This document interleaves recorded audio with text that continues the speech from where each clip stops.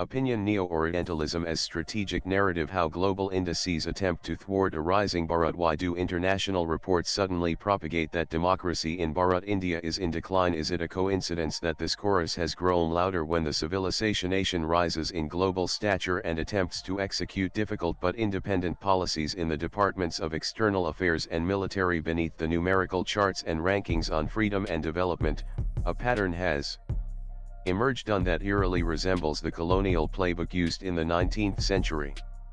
We may now be witnessing a contemporary form of Orientalism, weaponized via global indices.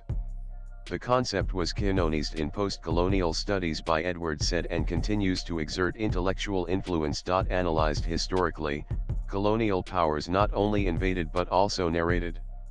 Said notes that the military expedition that France undertook to Egypt in 1798 consisted of a cache of knowledge producers.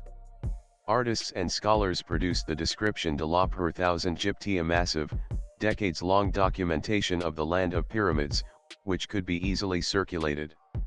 It portrayed Egypt and the East as anarchic and backward, which was in need of enlightenment. No less a tactician than a great general, Napoleon knew that such a strategic narrative about Egypt would justify his invasion to the public in France and international audiences.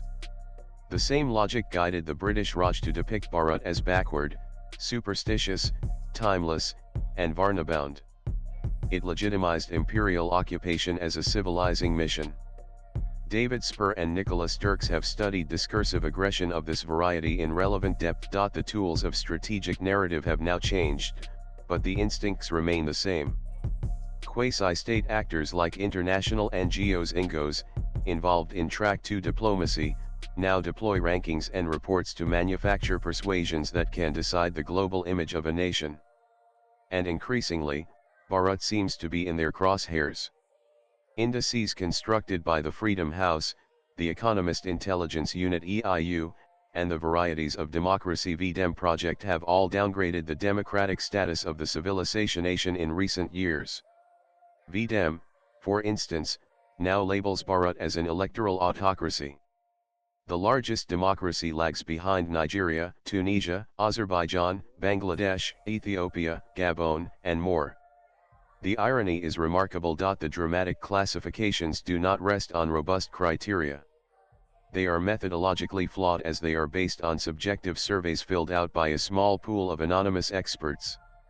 Their ideological biases are unknown and unchecked. The metrics, too, are inconsistent. Salvatore Babones has repeatedly exposed how these indices are riddled with ideological blind spots.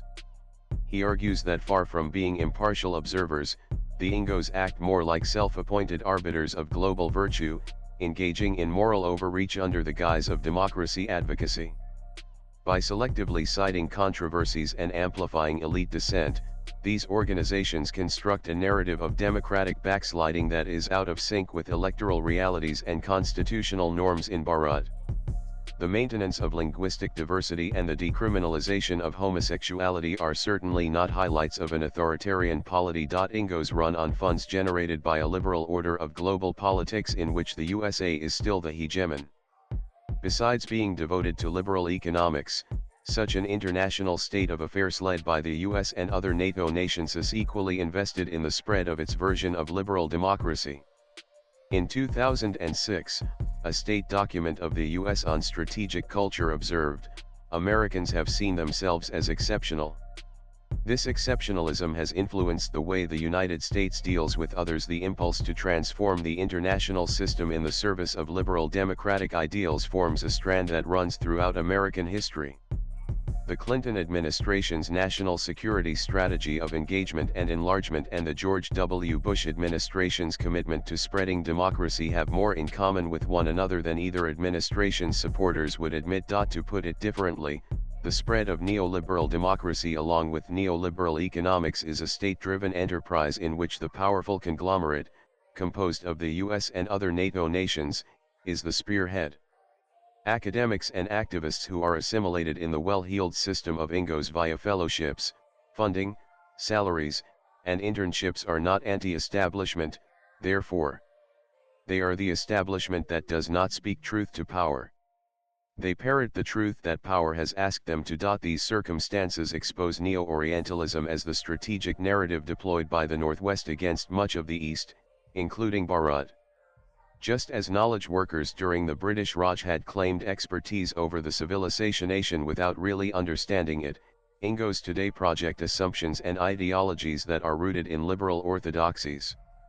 When complex developments in an ancient polity like Bharat are routinely measured in terms of templates that are ideologically laced and hegemonically driven, the result is disinformation. The power of strategic narratives of this sort must not be underestimated. Indices are widely cited in academic research, international media, policy making, and tourism. They influence diplomatic postures, investor confidence, and the moral standing of a country in global forums. When a rising power like Bharat is consistently painted as a liberal, it is not just ideological nitpicking, it is a form of reputational containment. As the civilization asserts its rightful place on the world stage, it must offer its own story. Swipe left for next video. Of course, this is not to suggest that Bharat is beyond critique. No democracy is perfect. But critique must be consistent and fair. This piece is not a rejection of scrutiny but a call for intellectual honesty.